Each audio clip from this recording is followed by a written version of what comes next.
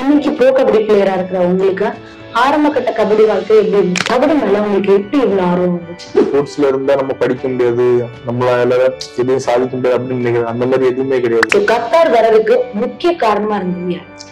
அப்படி பாத்தீங்கன்னா கபடி பிராக்டிஸ் பண்றதுக்கே உங்களுக்கு டைம் சரியா இருக்கும்னு நாங்க நினைச்சோம். ஆனா நீங்க அது மட்டும் இல்லாம இவ்வளவு டிகிரிஸ் நீங்க படிக்கிறதுக்கு உங்களுக்கு எப்படி டைம் கிடைக்குது? டைம் எல்லாத்துக்கும் ஒரே டைம் தான். வந்தப்போ உங்களுக்கு எந்த அளவுக்கு சப்போர்ட்டிவா இருக்கு? சப்போர்ட்னு சொல்ல முடியாது. ரொம்ப அவங்கள மாதிரி கபடியில ஆர்வங்களால யாருமே நான் இங்க இதுவரைக்கும் பார்க்கல. தமிழ்நாட்டுல இருந்து கத்தாருக்கு வந்து கபடி விளையாண்டுருக்கீங்க. கத்தாருக்கு இதான் ஃபர்ஸ்ட் டைம் நீங்க வரீங்களா? ஆமா, இதான்